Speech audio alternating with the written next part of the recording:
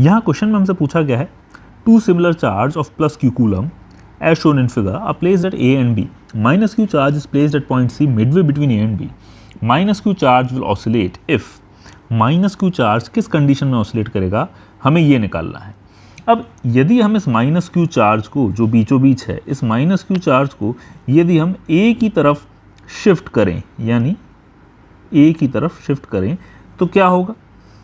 अब A और minus Q के बीच का डिस्टेंस कम हो जाएगा। डिस्टेंस कम होगा तो हम एक बात जानते हैं कि force, electrostatic force is inversely proportional to square of distance.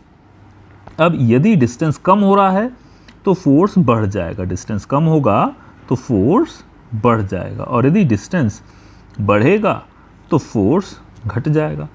अब फिर से देखते हैं यहाँ पर ए ऑप्शन को। जब डिस्टेंस दोनों के बीच का कम हो रहा है, प्लस क्यू और माइनस क्यू के बीच का डिस्टेंस कम हो रहा है, तो फोर्स यहाँ पर ए की तरफ लगने वाला फोर्स बढ़ जाएगा और बी की तरफ लगने वाला फोर्स कम हो जाएगा। इससे क्या होगा? ए का फोर्स ज़्यादा पावरफुल हो जाएगा बी के फोर्स से, मतलब चार्ज जब हमारा ए की तरफ आगे बढ़ने लगेगा, वापस नहीं आएगा, मतलब ऑसिलेट नहीं करेगा। So first option is wrong. Same चीज़ बी की तरफ मूव करने पर भी होगी, यानी जब हम इसे बी की तरफ मूव करेंगे इस चार्ज को, तो अगेन बी की और माइनस क्यू की डिस्टेंस कम हो जाएगी, मतलब अब इस साइड वाला फोर्स ज़्यादा पावरफुल हो जाएगा, यानी अब चार्ज बी की तरफ मूव कर जाएगा, अभी भी ऑसिलेट नहीं करेगा। सी ऑप्शन है it is moved upwards A B, यानी ए बी में ये ऊपर की तरफ इसको हमने हल्का सा ऊपर की तरफ डिस्प्लेस किया। अब क्या होगा?